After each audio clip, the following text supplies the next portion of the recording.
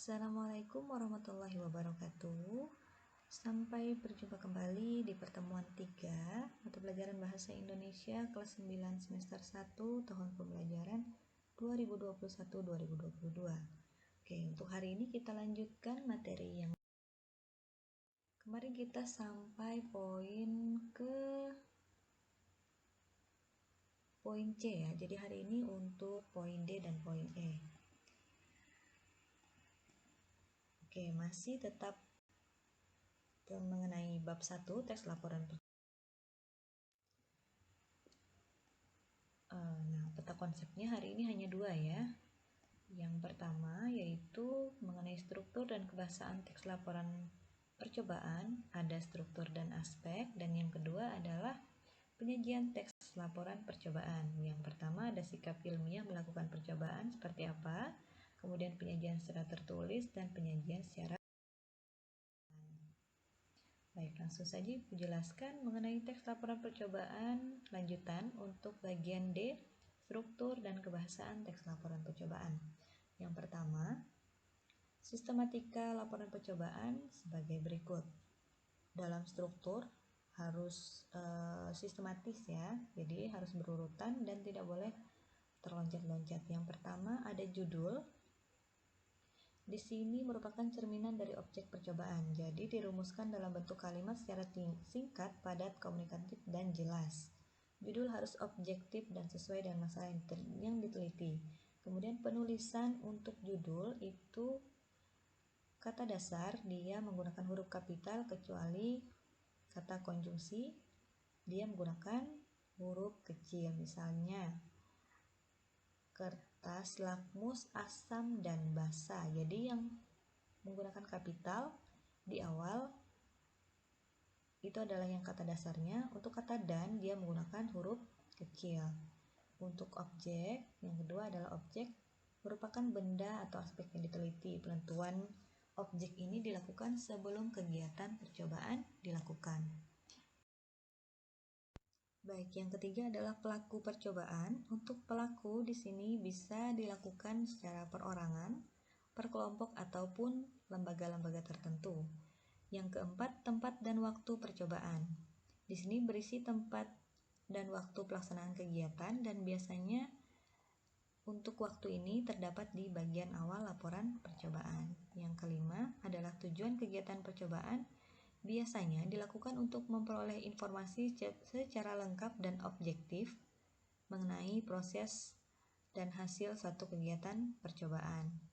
Nah, untuk percobaan ini diharapkan nanti bisa dipahami, dimanfaatkan, dan jika berkenan itu ditindaklanjuti jika dirasa percobaan itu bermanfaat untuk dilanjutkan. Kemudian alat dan bahan. Di sini berisi alat-alat dan bahan yang digunakan selama percobaan. Yang selanjutnya adalah langkah-langkah. Langkah-langkah di sini ketika dituliskan dia harus dituliskan secara sistematis dan berurutan, karena dikhawatirkan jika tidak berurutan nantinya percobaan yang dilakukan akan gagal. Hasil laporan percobaan. Nah, hasilnya di sini adalah yang ditemukan dalam percobaan.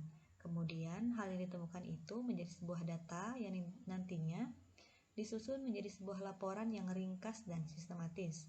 Kemudian penyajian dalam laporan itu harus dibuat secara ringkas agar si pembaca dapat memahami isi laporan dengan mudah. Selanjutnya, simpulan. Ini merupakan intisari ataupun ringkasan hasil percobaan dan pembahasan. Simpulan dibuat harus sesuai dengan tujuan yang ditetapkan sebelum percobaan dilakukan. Dan yang terakhir adalah daftar rujukan atau referensi yang digunakan untuk menyusun laporan percobaan. Daftar pustaka dapat berupa buku, jurnal, majalah, artikel, media cetak, atau internet. Kalau misalnya kalian memperoleh data tersebut dari sebuah buku, berarti dilihat daftar pustakanya urutannya ada 5. Yang pertama namanya, kemudian tahunnya, judul bukunya, tempat terbitnya, baru kota terbitnya. Kemudian untuk dari internet, linknya, setelah linknya baru diunduh pada tanggal berapa dan pukul berapa secara lengkap dituliskan ya. Oke. Yang kedua adalah aspek kebahasaan dalam teks laporan percobaan. Yang pertama, dalam aspek kebahasaan, laporan kalian itu perkenalkan aspek-aspek umum atau kelompok. Di sini ada kategori transportasi umum, makanan bergizi, makanan tradisional, mamalia dan reptilia. Ada makanan, kemudian dari hewan-hewan dan transportasi umum.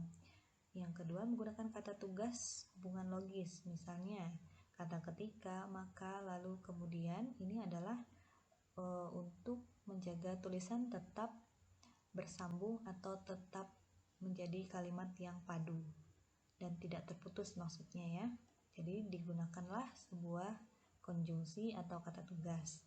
Kemudian menggunakan kalimat aktif, yaitu kalimat yang subjeknya melakukan pekerjaan atau melakukan perbuatan. Berarti dia menggunakan imbuhan me. Di sini contohnya, peneliti mencelupkan kertas lakmus pada gelas kimia yang berisi air lemon. Di sini untuk mencelupkan berarti kegiatan subjeknya sedang mencelup sesuatu ke dalam wadah.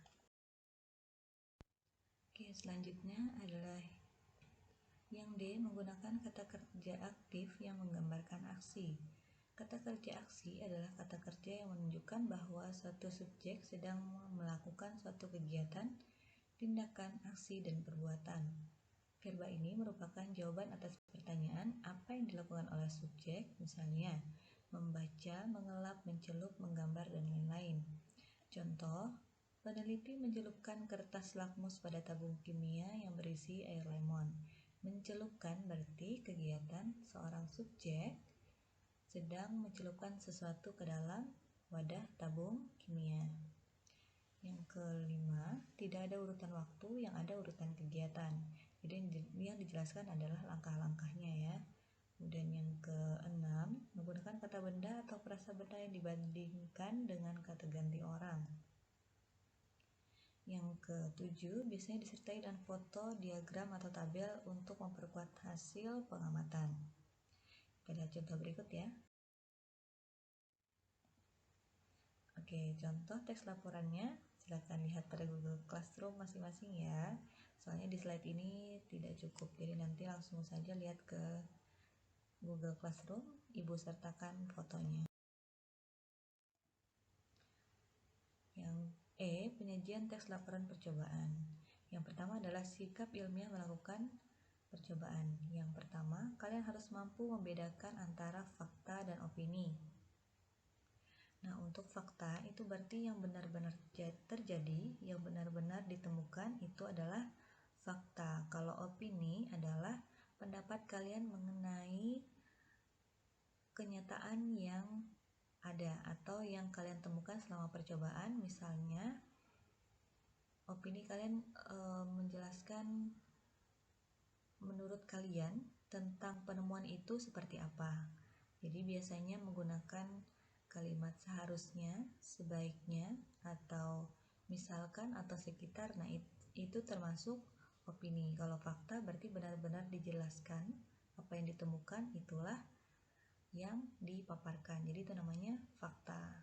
Yang kedua, memiliki sikap santun dalam mengajukan pertanyaan dan argumentasi. Nah, untuk argumentasi atau pendapat ini gunakan sikap santun, misalnya ingin menyampaikan atau bertanya, menyela pembicaraan itu harus angkat tangan terlebih dahulu misalnya, kemudian baru ajukan pertanyaan atau mengungkapkan pendapat kalian pada kelompok lain. Yang ketiga, memiliki dan mengembangkan rasa keingintahuan. Nah, rasa ingin tahu itu boleh, tetapi jangan sampai apa yang kalian ingin tahu itu sampai menjatuhkan lawan bicara. Yang keempat, memiliki kepedulian terhadap lingkungan.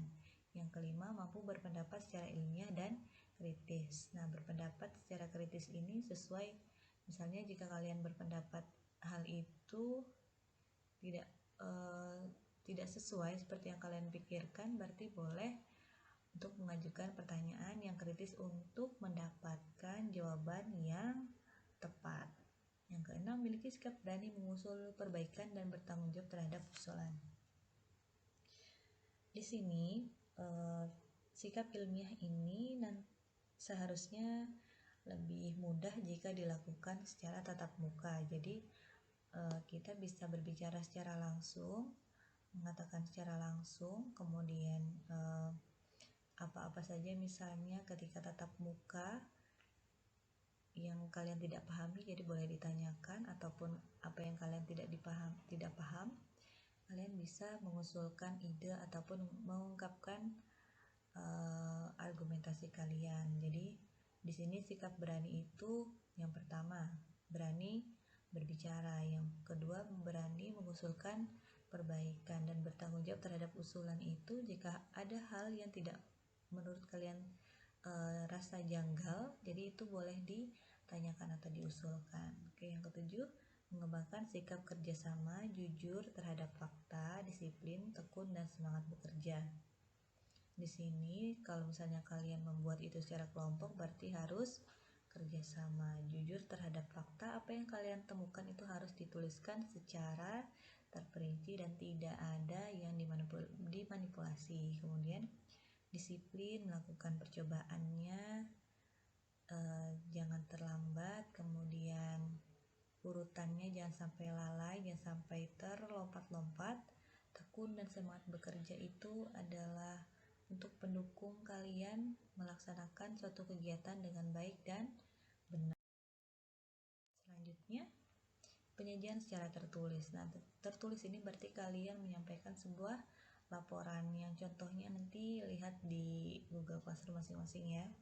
Langkah-langkahnya, yang pertama, tentukan judul percobaan terlebih dahulu, kemudian menyusun tujuannya untuk apa, baru struktur teks laporannya disusun berdasarkan hasil yang sudah didapat, baru dituliskan menjadi sebuah teks laporan percobaan.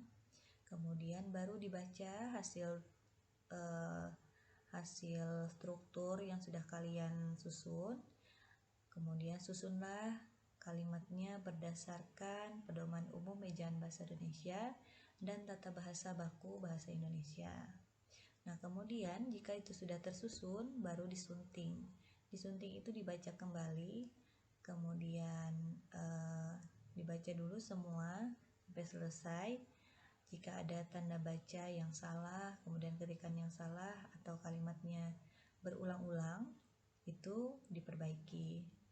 Kemudian kesalahan berbahasa ini misalnya menggunakan kalimat yang ambigu yang nantinya untuk susah dipahami bagi pembaca, itu boleh diperbaiki. Kemudian yang terakhir adalah penyajian secara lisan. Nah, ini seharusnya kalian mengungkapkannya secara langsung depan kelas ya, karena kendala kita adalah PJJ, jadi untuk penyajian ini kita tiadakan, jadi kalian hanya membuat sebuah laporan tertulis. Nah, di sini secara lisannya kalian membaca kembali teks laporan percobaan, kemudian mencermati tujuan, alat, bahan dalam percobaan, mencermati sistematika langkah-langkah percobaan, mencermati kebenaran data hasil percobaan itu apakah objektif atau subjektif, kemudian menyampaikan laporan dari tujuan hingga kesimpulan dengan bahasa yang baik dan benar. Kemudian aspek yang diperhatikan saat kalian menyampaikan itu tentunya yang pertama adalah intonasi suara yang pas. Yang kedua, kejelasan pengucapan kata dan kalimat.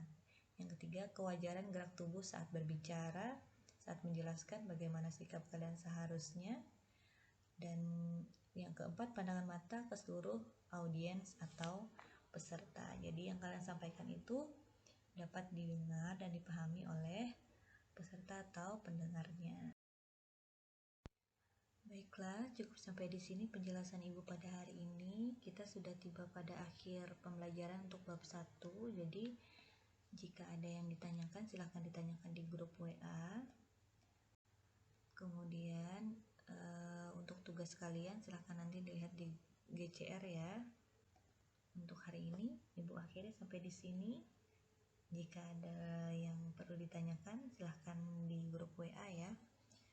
Ibu akhiri, wassalamualaikum warahmatullahi wabarakatuh.